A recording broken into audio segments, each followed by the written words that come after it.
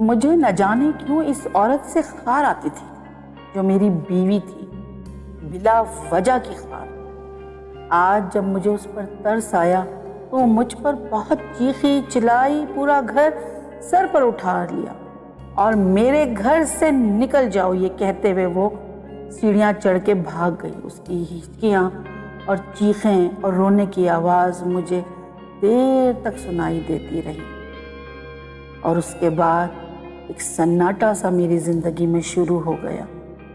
میرا 8 سال کا بیٹا جو ماں کے پیچھے دوڑا تو میں بھی اس کو روک نہ سکا۔ آج پورے 3 مہینے گزر گئے، گھر میں عجیب سی بے چینی اور خاموشی ہے۔ دیر سے سو کر اٹھنے کے بعد بھی بستر سے اٹھنے کا دل ہی نہیں چاہا۔ آنکھیں بند کیے کچھ ماہوں سال پہلے کے سارے مناظر میرے آگے گھومنے لگے۔ پڑھنے لکھنے کے بعد کوشش کر کے باہر جانے کی تگ و دو میں لگ گیا، اور اس مقصد کے لیے میں کچھ بھی کرنے کو تیار تھا۔ اب زندگی کی 35 بہاریں گزر گئیں، اندازہ ہی نہیں ہوا۔ آخرکار میری محنت بھی رنگ لے آئی اور بڑی مشکل سے میں ملک سے باہر جانے میں کامیاب ہو گیا، یہ سوچ کر خوب کماؤں گا اور کچھ بہت بڑا کر دکھاؤں گا۔ 5 سال بھی گزر گئے، وطن لوٹ کر آنے کا کبھی سوچا ہی نہیں۔ پابندی سے گھر پر رقم ضرور بھیجواتا رہا اور خود کو وہاں سیٹ کرتے کرتے وہاں کی رنگینیوں عیاشیوں میں ہی کھو گیا۔ میرے خوب مزے چل رہے تھے یہاں۔ ماں اور بہنوں کی اور کب کرو گے شادی کی ضد زور پکڑنے لگ گئی۔ ماں ہر بار فون پہ کہتی، میں مر جاؤں گی تب شادی کرو گے کیا؟ آ جاؤ اس سے پہلے کہ میری آنکھیں بند ہو جائیں۔ میں تمہارا سر پر صحرا دیکھنا چاہتی ہوں اور تمہارے بچوں کے ساتھ کھیلنا چاہتی ہوں۔ میں ہر بار ماں کو ٹال جاتا، یہ کہہ کر کہ ابھی کچھ دن اور باقی ہے۔ پھر آخرکار یہ ضد کب تک چلتی رہتی؟ بوڑھی ماں نے اپنے مرنے کا واسطہ دیتے ہوئے قسم اٹھوائی، اب کے سال آؤ میں تمہاری لڑکیاں دیکھ رہی۔ میں نے بھی جان چھڑانے کے لیے کہہ دیا، ٹھیک ہے آپ لڑکیاں دیکھیں، پسند کریں اور پھر مجھے بتائیں، میں آ جاؤں گا شادی کرنے کے لیے۔ ماں پوچھتی کیسی لڑکی؟ تو میرا جواب ہوتا، جو آپ لوگوں کے ساتھ گزارا کر سکے، جو آپ لوگوں کو خوش رکھ سکے، ایسی لڑکی۔ اور یہ کہنے کی دیر تھی، درجنوں لڑکیوں کی تصویریں میرے پاس آنے لگی۔ یہ اچھی لگ رہی ہے، وہ تمہارے قد کے برابر کی ہے، یہ تم سے مناسبت رکھ رہی ہے۔ یہ سنتے سنتے میرے کان پک گئے، اور ماں اور بہنوں کو خوش کرنے کے لیے آخرکار میں نے ایک دن واپس آنے کی حامی بھر لی۔ میری ایک ہی رٹ تھی، جو کرنا ہے جلدی جلدی کرنا، زیادہ تقریبات نہ رکھنا، مجھے واپس جلدی لوٹنا ہے، اس لیے کچھ اور نہ پروگرام بنا لینا۔ لڑکی تو گھر والوں کی پسند کی تھی، اور پھر شادیانے بج رہے تھے، ڈھول ڈھابے کی آوازیں روز گونج رہی تھی۔ میں اپنی ماں اور بہنوں کو خوش دیکھ کر ہی خوش ہوئے جا رہا تھا، لیکن میرا سارا دماغ واپس کیسے جانا ہے، کب جانا ہے اور یہاں سے جلدی نکل جاؤں، اسی میں لگا ہوا تھا۔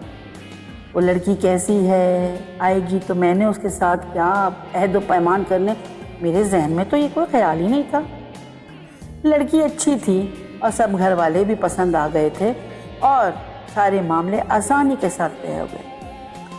میری فکر اور روزانہ کا ایک ہی جملہ، مجھے واپس جانا ہے، جلدی کریں والا چکر چلتا رہا۔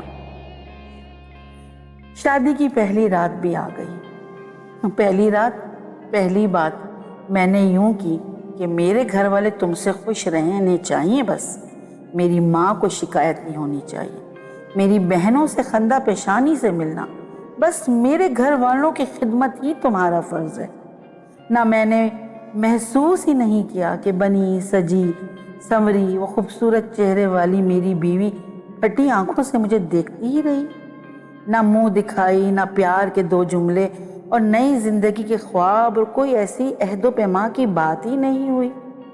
پتہ نہیں کیوں مجھے اس عورت پر پیار ہی نہیں آیا۔ بس میں نے تو ایک فرض کو نبھایا، اور 15 دنوں میں واپس جانے کی پلاننگ کر کے آنے والا 10 دنوں میں ہی واپس جانے لگا۔ مجھے وہاں کی رنگینیاں اور خوشبوئیں بلا رہی تھی۔ یہاں سسکتی بلکتی اور آنسوؤں میں ڈوبی ایک آواز، مجھے بھی آپ کے ساتھ جانا ہے، مجھے آپ کے بغیر نہیں رہنا، میں آپ کے بغیر کیسے رہوں گی۔ روز کی یہ رٹ سے میں چڑ سا گیا تھا اور غصے میں بولا، تم پاگل ہو، وہاں میرا روزگار ہے، تم کیسی عورت ہو؟ دوسروں کی بیویاں خوشی خوشی رخصت کرتی ہیں اور تم نحوست پھیلا رہی ہو۔ میں آتا رہوں گا اور تم کو بھی کبھی بلا لوں گا، کیا آپ مجھے بلائیں گے؟ یہ آواز اچانک خوشی میں بدل گئی۔ ہاں ہاں بہت جلدی، بس چپ ہو جاؤ اور گھر میں کسی کو اپنی اداسی کا احساس ہونے مت دینا۔ سب کے ساتھ خوش خوش رہنا، تسلیاں تشفیاں اور نصیحتیں اپنے ذہن میں سمیٹ کر وہ چپ سی ہو گئی۔ اور جب میں واپس اپنی رنگینیوں میں مگن کھو گیا تو میں بھول ہی گیا کہ وہاں ایک بیوی جو میرا انتظار کرتی ہے، نہ جانے کیا سوچتی ہوگی میرے بارے میں۔ ہاں 2-4 دن میں فون کر لیتا اور سمجھتا سارے فرض ادا ہو گئے۔ ابھی مجھے آئے ہوئے 2 سال ہی ہوئے تھے کہ ماں کی ایکسیڈنٹ کی خبر اور پھر اسی میں انتقال نے میری دوڑ لگوا دی اور ماں کو دفن کرنے کا فریضہ ادا کرنے پہنچ گیا۔ میں نے محسوس کیا کہ میری بیوی میرے آنے پر بے انتہا خوش ہے اور جیسے شکر کر رہی ہو کہ میری ماں مری تو یہ آیا تو۔ میں نے ہفتے میں ہی واپسی کا اعلان کیا تو وہ زور زور سے رونے لگی اور نہ جانے کیا ہوا کہ اپنے ابا اور بھائی کو بلا لیا، یا وہ خود ہی آئے تھے، پتہ نہیں، اور آتے ہی یہ بات کر دی، بیٹا اس کو اپنے ساتھ لے کر جاؤ، اپنی بیوی کی ذمہ داری اٹھاؤ، تمہارے گھر میں تمہارے بغیر کیسے رہے گی۔ غصے سے میرا اندر خون کھولنے لگا۔ تم کیسے شوہر ہو، اپنی بیوی کی ذمہ داری اٹھانے کو تیار نہیں ہو؟ یہ کہہ کر وہ تو چلے گئے مگر میرا سارا غصہ اس پر نکل گیا۔ شدید لڑائی اور پھر میرا ہاتھ بھی اٹھ گیا۔ غصہ اترنے کے بعد مجھے تھوڑا افسوس ہوا اور اپنے اس غلطی کو سدھارنے کے لیے میرے منہ سے نکل گیا، چلو تمہارا پاسپورٹ بنوا دوں تاکہ تمہیں بھی اپنے ساتھ لے جا سکوں۔ وہ خوشی کے مارے سارے دکھ غم بھول گئی اور میری ہی باتوں میں آ گئی اور پھر میں نے پاسپورٹ بنوا بھی دیا۔ ہفتے بھر میں واپس جانے والے کو مہینہ بھر رکنا پڑ گیا۔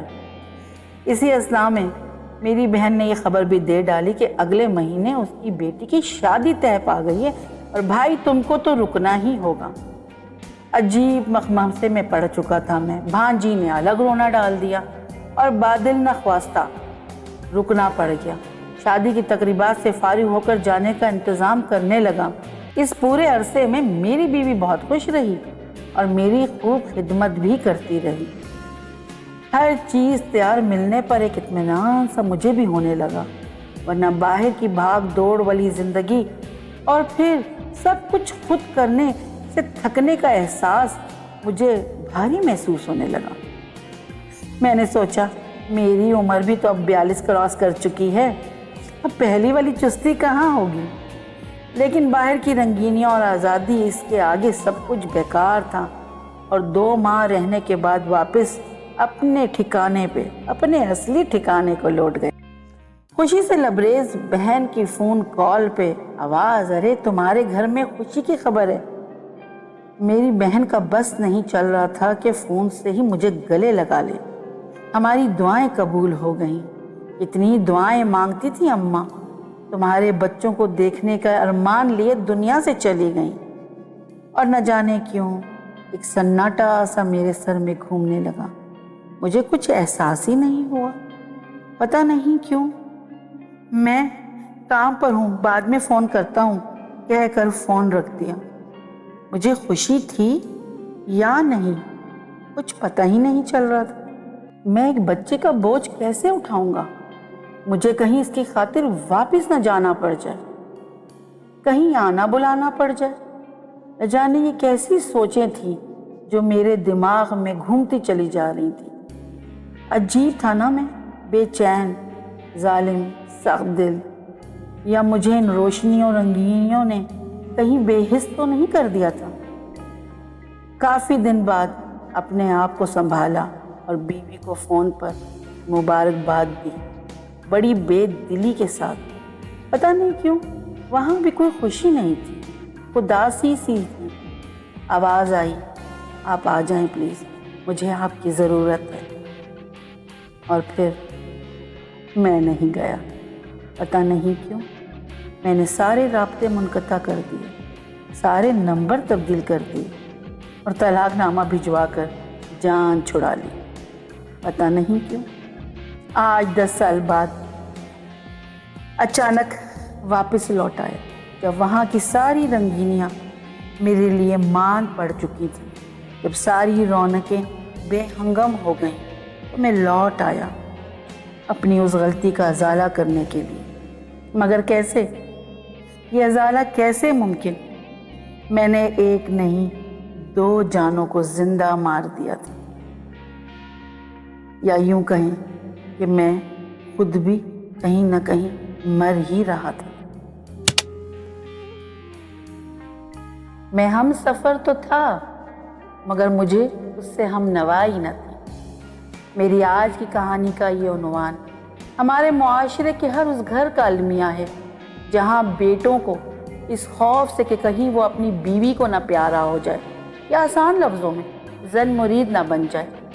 बचपन से कुछ ऐसे जुमले उसे कानों में बोले जाते हैं जिनकी पादाश में हकीकतन ना वो अपनी बीवी से मोहब्बत कर पाता है और ना उसकी इज्जत की रखवाली।